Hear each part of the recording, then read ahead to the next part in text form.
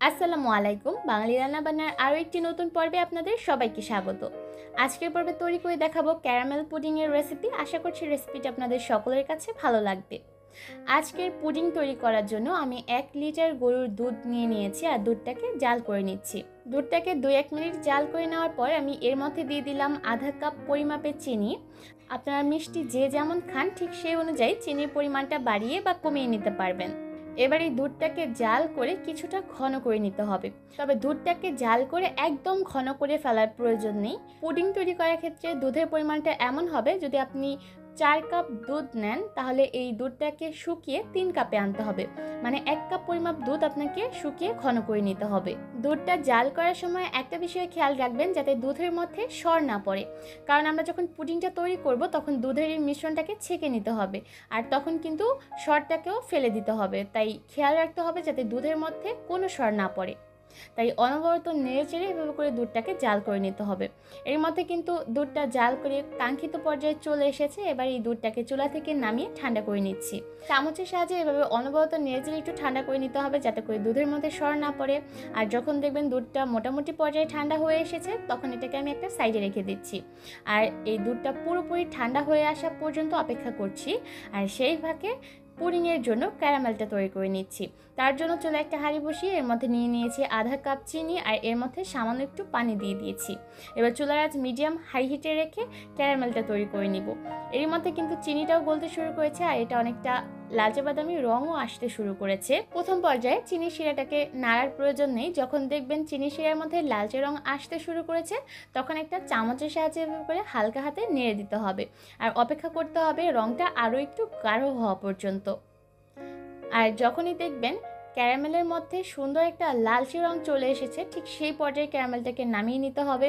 এর থেকে বেশি লালচে করা যাবে না, এতে করে হাঁড়ির তাপ আর ক্যারামেলের নিজস্ব তাপে ক্যারামেলটা একদম পুড়ে যাবে, যার কারণে এই ক্যারামেলটা খেতে অনেকটা তিতকুটে মনে হবে। তাই আপনি যেই কালারটা চান ঠিক সেই কালারের আগ মুহূর্তে আপনাকে ক্যারামেলটা চুলা থেকে নামিয়ে নিতে হবে।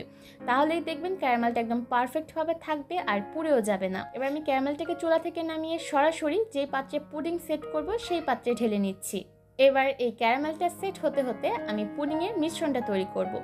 এর মধ্যে কিন্তু দুধটা পুরোপুরি ঠান্ডা হয়ে গেছে। এবার এর মধ্যে আমি দিয়ে দিচ্ছি ডিম।